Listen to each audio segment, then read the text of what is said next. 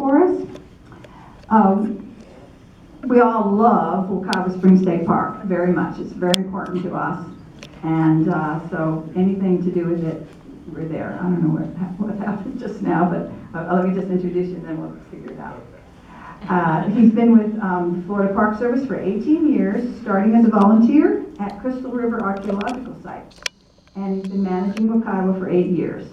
Before that, he was employed in the international pharmaceutical industry as a researcher. Very interesting. Okay, here, this is for you, and let's see if we can get this back up. Thank you so much for coming. You can just start talking if you want. Okay. Can everybody hear me without this?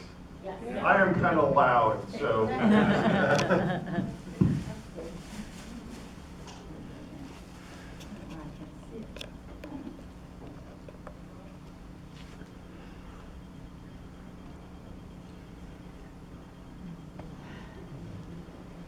Everybody come up front so you can see the small slide.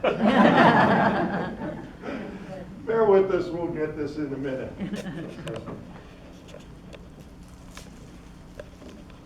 I'm going to talk tonight the story of the Florida Park Service. It's a multi-part presentation.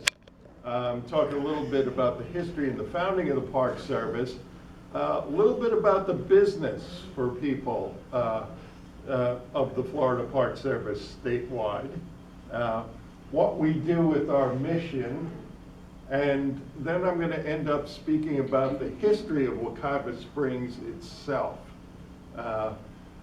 We're in the tourist business in the Florida Park Service. In fact, probably in the state we're probably the third largest tourist organization after Disney and Universal.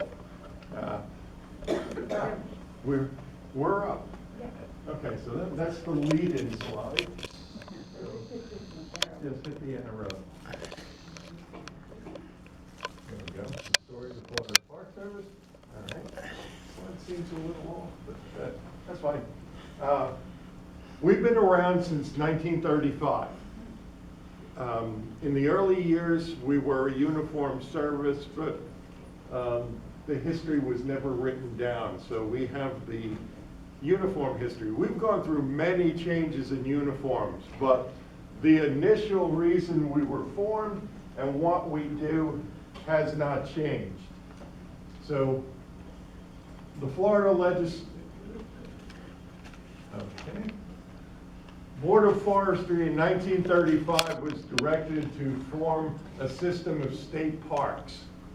And in 1935 dollars, they allocated $25,000 to run the entire state park system. At Wekiwa last year, I spent $15 on toilet paper alone. Okay. We have grown over the years, definitely grown over the years. We are a statutory agency. Under state law, under statute 258, we are mandated to promote the state park system for the enjoyment of the people of Florida, acquire and save typical portions of Florida, make it accessible to all the people, which is always a key word, conserve these values for all time, and this is the hard one. Allow people to enjoy them without depleting them. That balance, we spend the most time to do that. We also preserve historic sites and memorials. We arose out of the Board of Historic Monuments. The Ulusty Battlefield marker was one of the first ones. We also interpret history. We're here to tell the story of Florida. So I'm going to do that at the end and contribute to the tourist appeal of Florida. In 1935, they realized, what do we want to do? We got some great nature down here. Let's get people in. So they made it our mandate. In 1935, 35 to 38, the CCC, the Civilian Conservation Corps, was very important for the development of the first 9 parks in the state park system. Never let Tallahassee make up your slides. They only put 8 on there.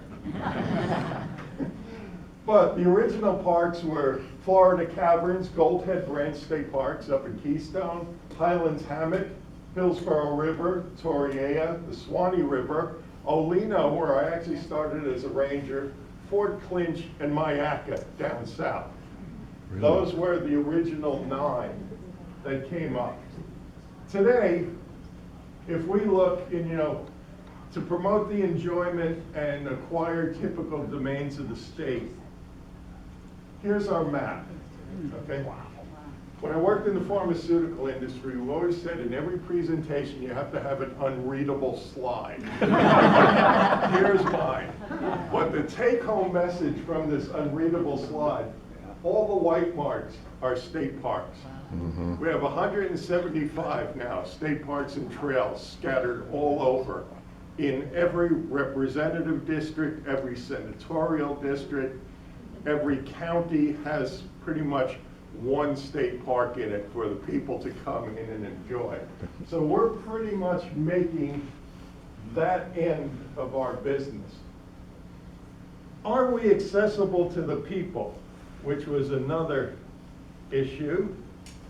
And my numbers are a little off because in the state park system, we go from July 1st to June 30th. We don't do a year. That's our fiscal year. So our fiscal years don't match with other companies' real years. And we have just completed 21, 22, but they're a little slow compiling the data, so I haven't gotten the new data. It usually doesn't come out till January of the year, so we're still a little bit behind. But in the Florida Park Service, we're divided into 5 operating districts. We are in the big central district, the yellow portion here, and you can see our visitation for 2016 to 21 was averaging somewhere around 28 million visitors a year. You'll also notice that certain areas do a lot better, okay? Central, southwest, southeast, that's where most of the people come. Why? Those are the warm spots in Florida that all the snowbirds that are looking for. Those are the tourist areas of Florida that people are coming in for. The Panhandle and the Northwest area doesn't get that big boom of visitation every winter that really stacks things up.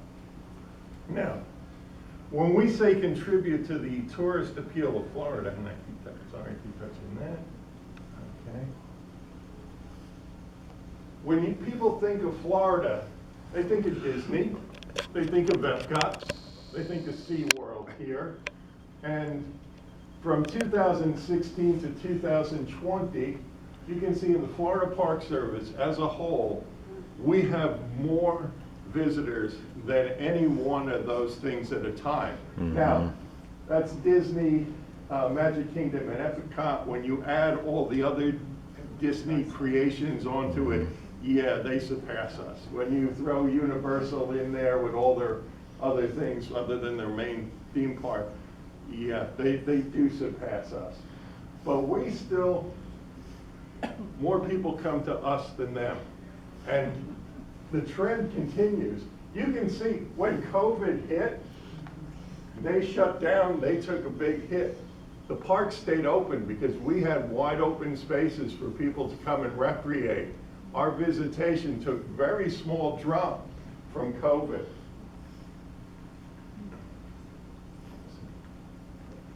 Visit Florida counts how many tourists come in and how many locals travel around to go to tourist attractions and other things in the state of Florida. And in 2019, there was about 131 million people coming for tourism in Florida. COVID knocked that down to about 8.7 million people. When you figure in the Park Service, okay, and how many million we have, we draw about a 22% market share. Business-wise, that's pretty good. When you're in the tourist business, that's pretty good. If you're in the restaurant business, you're loving your numbers if you're getting those number of people coming in. Now, how do we pay for all of this? Okay. In 1935, $25,000 was allocated for this. Since then, in 16, 17, 21, we've been averaging, the average cost of running the Florida Park Service is about $83 million a year coming in. How is that paid for? Well, it's paid for by appropriations, and those appropriations come out of the State Park Trust Fund. When the parks were founded, the state created a trust fund. So when you come in and pay your $6 at the gate, when you come in and camp overnight for $30 at Wekiva, when you go to the concession and buy something and they kick back their 15% to me, that all goes into the State Park Trust Fund. And those revenues are then fed back to feed the system. Yeah. How effective are we? The State Park Trust Fund covers about 80%. So we raise about 80% of our fees.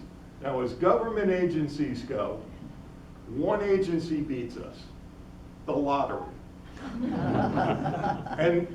But by statute, they have to raise 100%. If they don't raise 100%, they get closed down.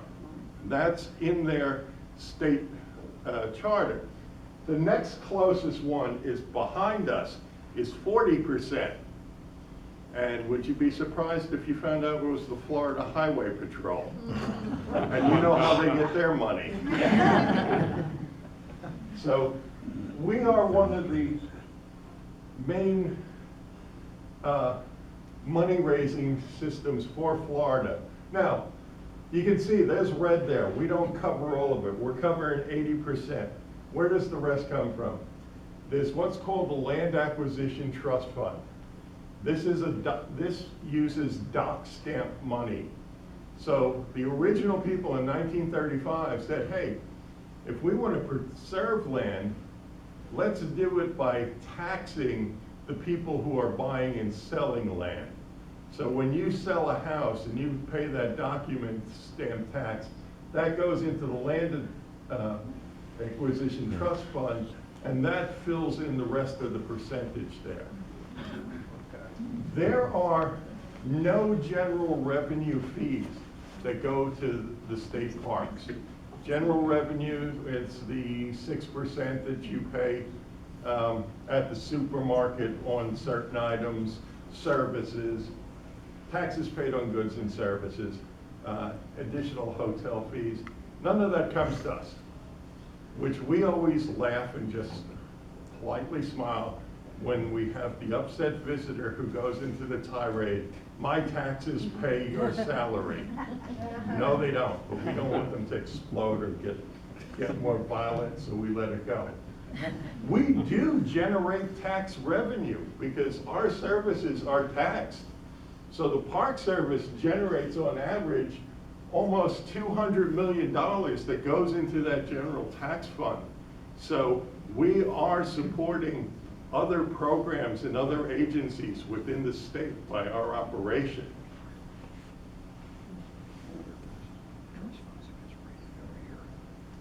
Now, so much for the business side of it. I like the business side, but I like this side more. We have those whole about 13 different things in the state statute that we're supposed to do. We summed it up into the mission of the Florida Park Service. The mission of the Florida Park Service is to provide resource-based recreation while preserving, interpreting, and restoring natural and cultural resources. A nice, concise statement. What does that mean? Well, what do we provide? Here's the old front gate of Wekiva. Okay, well, we've lost, it's sort of off the side. The first thing we provide is access to the people. We're providing you access to preserved areas of Florida that are preserved for you.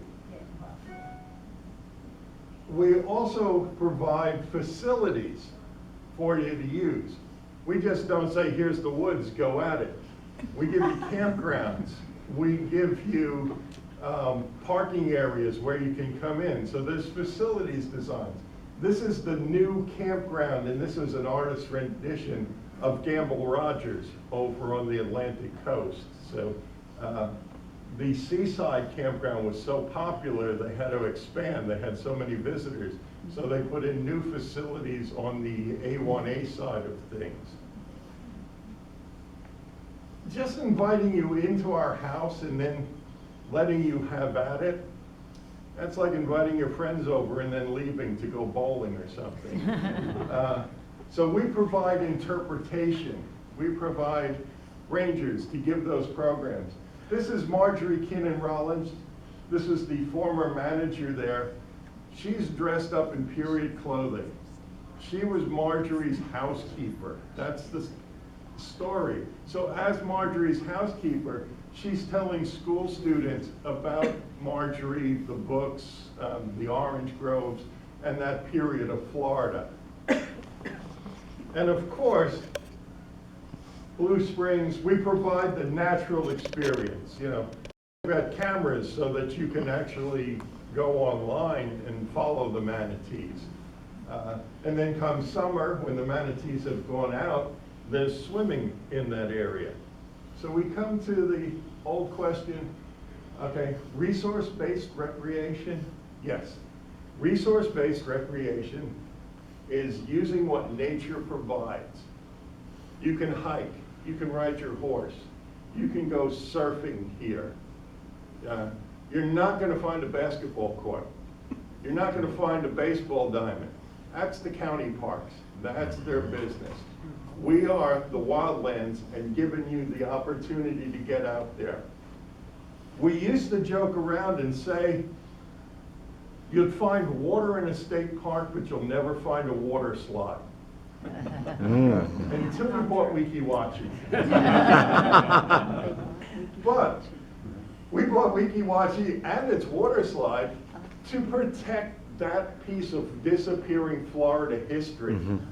Okay? We still maintain the mermaid shows. You know, Silver River still maintains the glass bottom boats that went around, you know, since they were filming Tarzan films with Johnny Weissmuller and the creature from the Black Lagoon in that park. You know, that part of Florida is gone. We are the protectors of that. We tell that story to people. So what are we preserving? Well, we preserve all of Florida, from wetlands like here in St. Andrews to the uplands, the Lower Wekiva River Preserve. This is one of the sandhill communities in there, flowering nicely. I love the flowers, but when these things happen in the end of October to the beginning of November, I am buying Xanax and other nasal things like crazy. They kill me. And this is my last part before coming here. We protect the Koreshan State Historic Site, a cultural resource.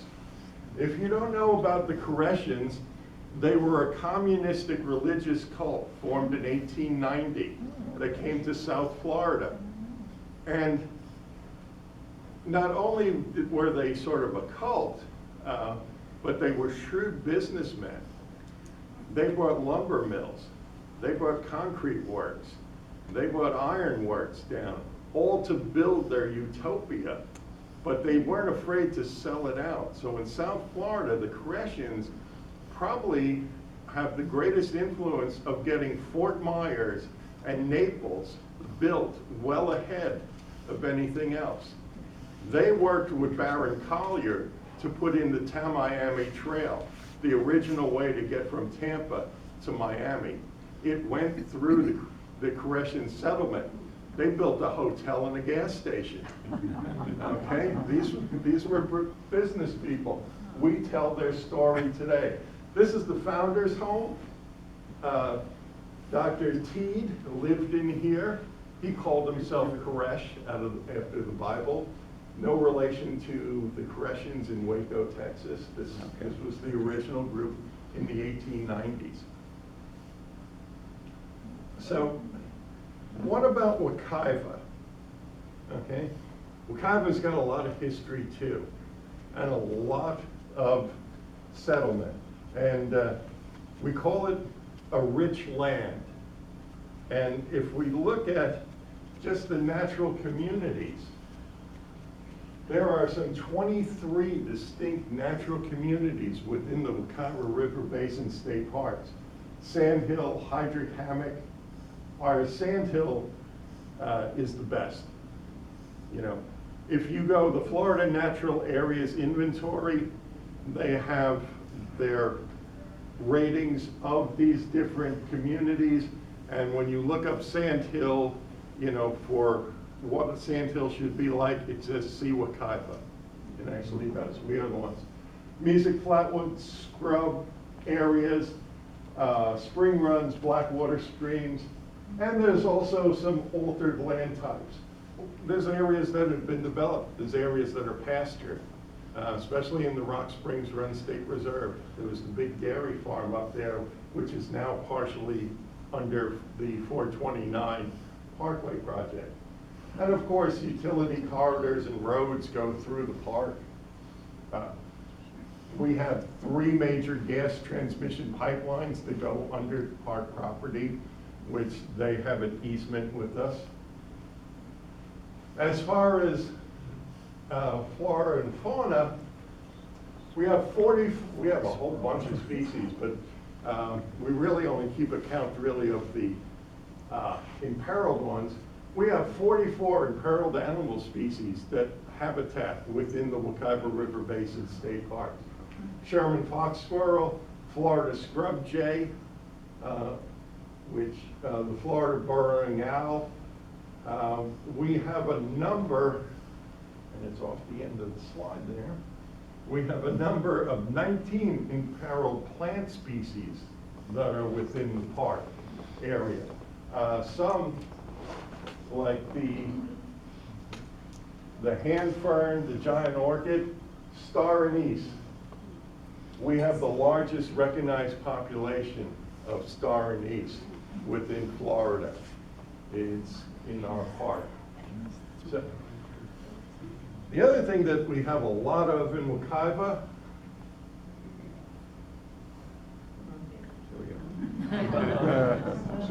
bears. Okay. Most of the time they're well behaved. Sometimes they're a nuisance. We just trapped one and sent it up to the Ocala National Forest because he was making a nuisance of himself, but he hadn't become dependent on people yet. Unfortunately, and you know, we are currently teaching Southern Area Engine Academy, so we have people all over the southeast of Florida at Wekiva learning how to fight wildfires. That's one of the other things that we do. And we need to talk to them about bears because a lot of them come from other communities, and we don't want them feeding our bears. We don't want them getting dependent on people. And I love this picture. These are 3 juveniles, and they look, you know, they just look so sad. I had to caption this and say, what are these people doing in our water bowl? Because the main group that comes to Wekiva are the day use people, the swimmers. I manage 42,000 acres across 3 counties, Orange, Lake, and Seminole. And most years, I average right around 500,000 visitors for the year that have come in. 85% of them use just 3 acres out of that whole 42,000 acres down by the spring. And they block up the traffic on the road and all other kinds of things. But, you know, we look at this and say, okay, we do our best to maintain this area. But this area is providing the money, it's providing the balance for that other 42 to be preserved in perpetuity.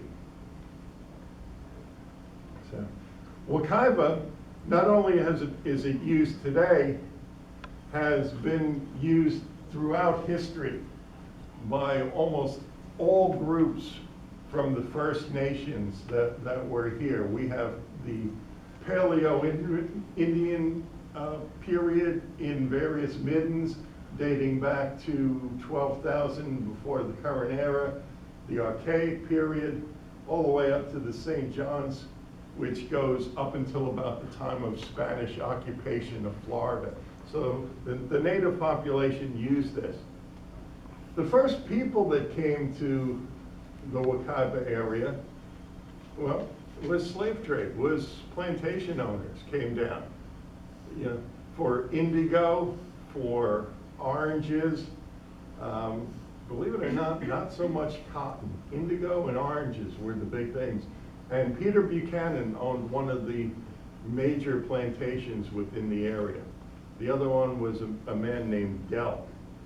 But the First Seminole War made people realize that, hey, we got to get more people down there. We need to get people in there, people settling that area other than just the plantation system. So if you would take care of 5 acres of land, you would get 161 acres, okay? You had to live on it for a period of 2 years, and you had to build a structure that was had 2 rooms and was 18 logs high. That was the government's way of getting people down here. And Don Philippot was a good friend. He's with our CSO, and he's also a local historian. He's done a lot of work on this. So the spring was first settled. That area was part of a land grant to L.H. Clay. Don't ask me what the L.H. is for. We cannot find a reference to tell us what L.H. stood for. But he put his name on it. And Wekiva was originally called Clay Springs. And this is around the 1850s survey and accounting, so we have a knowledge, but he disappears after that. Tourism starts in Florida pretty much right after that. And the Florida tourism industry, a lot of it begins at Clay Springs itself. Okay?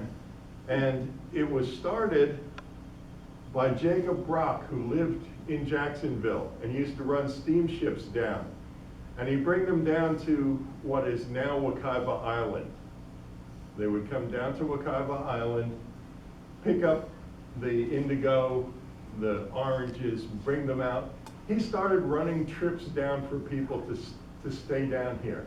You could go then further upriver on a smaller steamer because the big steamers couldn't get past Wekiva Island, just as it's very shallow from Wekiva Island up to the park today.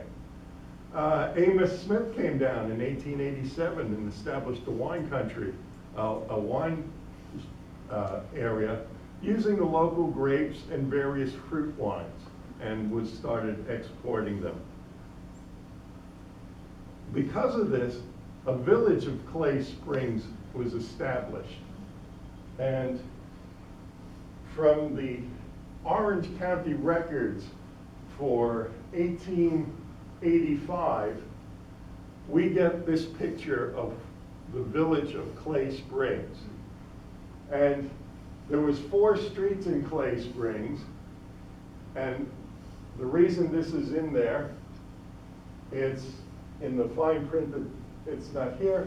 They were renaming what was then called Longwood Road to Wekiva Springs Road. So based on these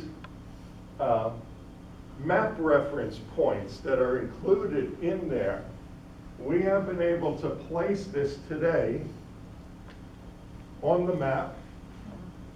Okay. In the 4 streets, Orange Street was on the bottom, Magnolia. There's Wekiva Springs Road, Longwood Road, and Michigan Avenue. All right? Wekiva Springs Road is in the exact same place it was in 1885. It is the original road through the area.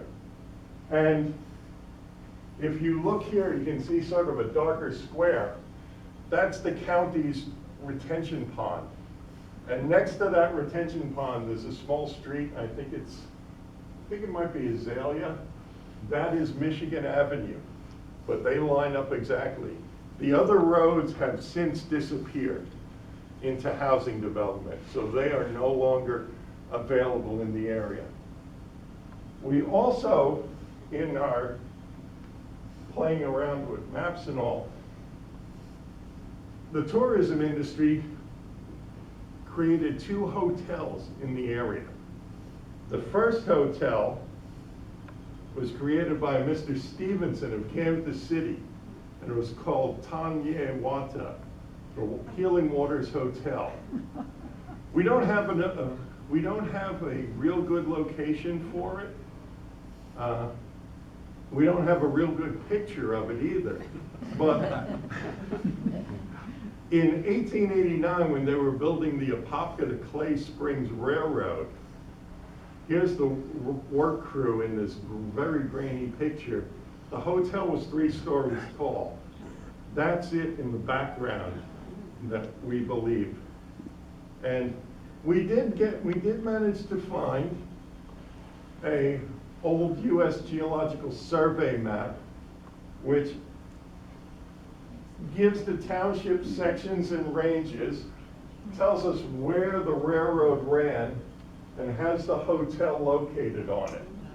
So again, using that information with some mathematics, we're able to put it on a map. And you can see the railroad went down to Wekiva Island. From Apopka itself, the railroad ran to Wekiva Island, which made sense. That's where the steamships, the paddle wheelers were. So that's how you get your goods out.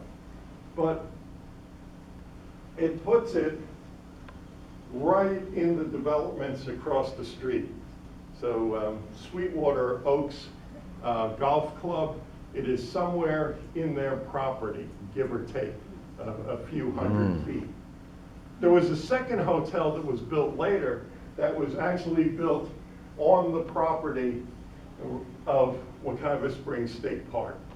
So the park supported 2 hotels to bring tourism into the area.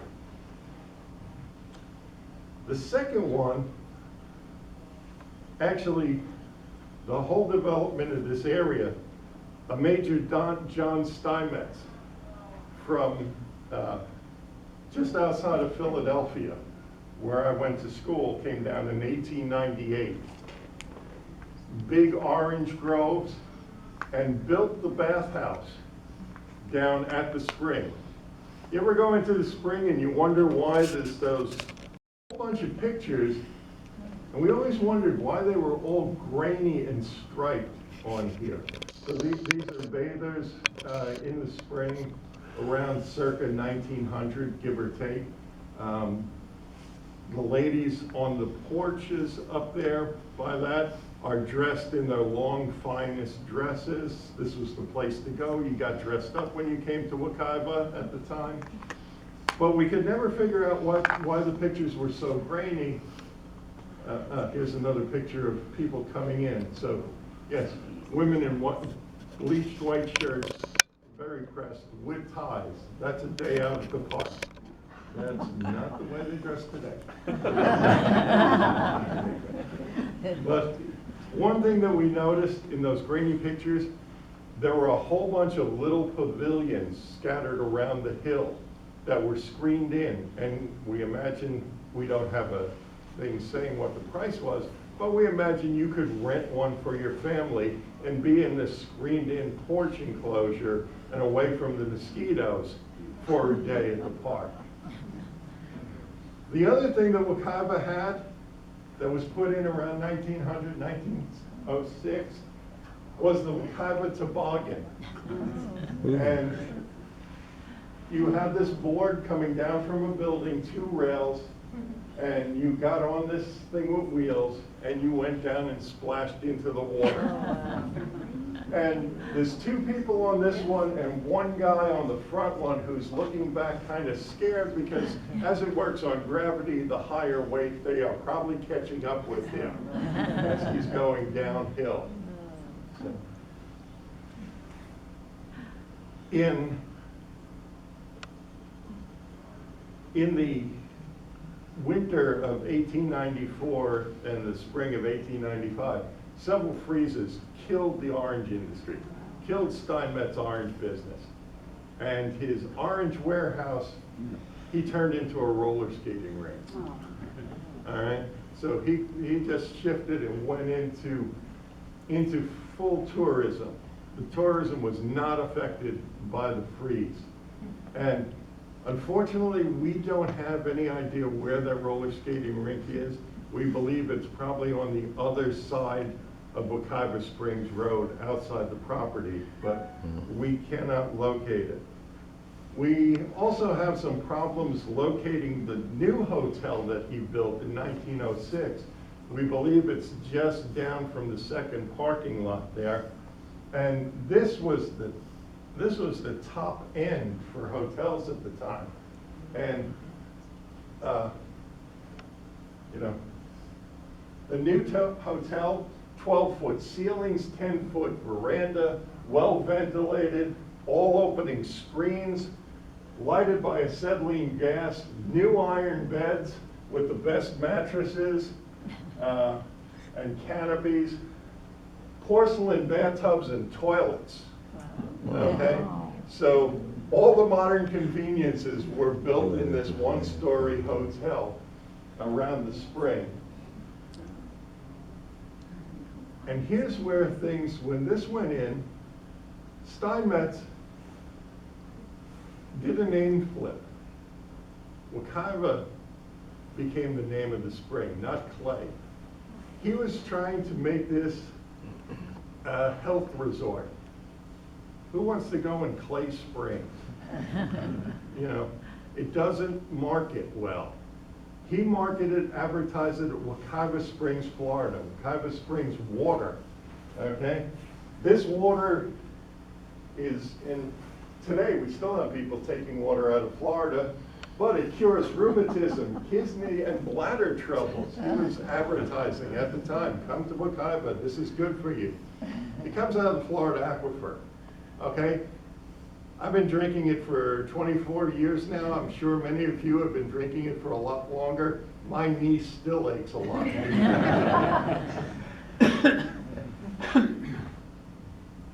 But when we look at, so probably around 1906 was the main shift, was the marketing ploy to change the name to Wekiva, use the Indian name, to get people down here. We looked at this and we said, okay, we know where the boathouse was, we know where the pavilions are, we have the picnic pavilion, the toboggan slide, we have the hotels there. We look at this and in 1906, we say Wekiva is the first attraction in Florida. Depending on what date you want to use for Disney, we're about 75 to 70 years ahead of the mouse. Sorry, Mickey. It's Mickey crying in the corner. World War I pretty much killed off tourism. So a gentleman from Chicago bought most of the land after that and wanted to develop it for housing. And these appeared in the Orlando Sentinel, the Orlando Morning Sentinel back then, on the 2nd and the 4th of October in 1925. Get your plot now. This beautiful area of Florida is going quick. He sold 2 plots. Depression killed him. And it's a good thing, because he had planned for this about 500 units. all around the spring at the time. It would not exist as we know it today if he was successful in that period. After this failed, with the onset, the passing of World War I and the threat of World War II, timber and other items became very important in the area. The Wilson Cypress Company came in and started timbering out all swaths of cypress along the river for use. They also set up turpentining within Wekiva Springs State Park, and if you hike some of our back trails, you'll see trees with cat faces on them and maybe a hurdy pot laying around. That's the pot that they would collect the sap in to then boil for turpentine. So, yes. So here's the cat face. It's very similar to maple syrup harvesting. You make notches in the tree, you nail the pot to it, there's the pot, and as the sap oozes down, it goes on a little metal strip in there. Somebody comes by and collects it and they boil it down. Unfortunately, it was actually often called the second age of slavery in the US because most of these workers worked for the company, got paid in company script, which you then had to use at the company store. So you never really got ahead or got out. You were kind of stuck, working for this company forever. The roads, we have tram bed, which is one of the main, was a railroad going through there that would haul the timber out to the spring, floated up to the mill in Palatka to be milled into lumber at the time. After Wilson Cypress, after World War II, things died down. There wasn't the need for turpentine. There wasn't the need for wood with metal ships being developed. A bunch of the local sportsmen took over. The Apopka Sportsman Club bought this. They got, it was $3,000 for 9,000 acres, give or take, something like that. There's a thing from the Orlando Sentinel, which I don't have. But today, Camp Cozy is one of our primitive campsites along the river. It's where they had one of their shacks. Many of the founders and bigwigs of the Apopka area at the time all belonged to the Apopka Sportsman Club. They were some of the original land stewards that did things that we still do today. They were interested in the trees and maintaining the trees. They brought in some exotic species, game birds, so that they could hunt them. But in order to improve habitat, they were one of the first people to start burning Florida. They knew the Native Americans did that, and they picked up on that technique and developed it. So Florida, that ecosystem really looks good. A lot of it, we'd like to take credit for it, but these guys started, And today we have a marker in the back. The lambs, Kit Lamb Park, the lambs are on here. A whole bunch of other names of well-to-do people. The Park Service, we came in and they sold the land to us so that it couldn't be developed.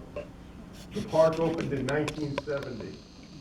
And I need to update the slide because with us widening the road, we changed the entrance, but up until a year ago, the front of the park had not changed in almost 50 years.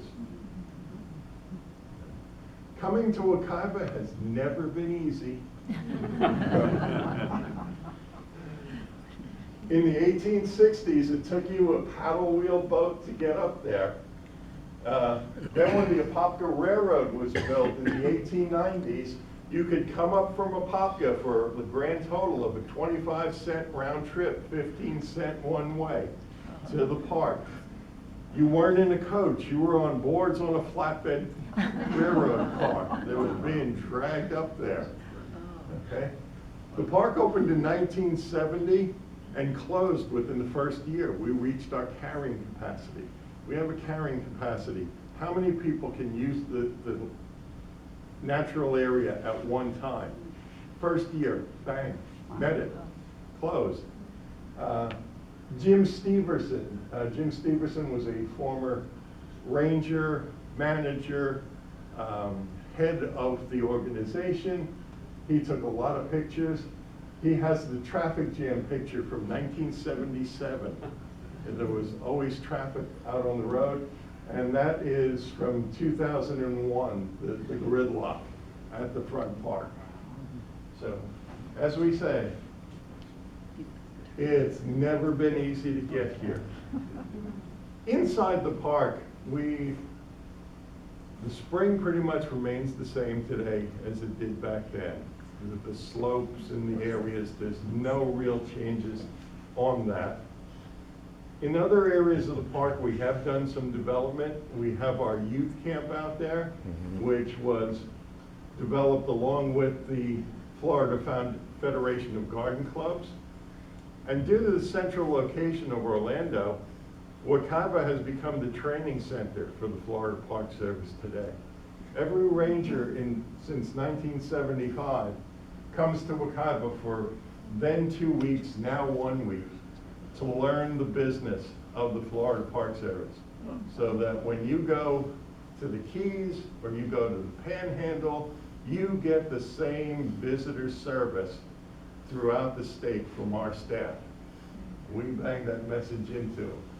And we also are a fire training center. And like I said, here's a picture from Southern Area Engine Academy, which we've been doing since last Saturday.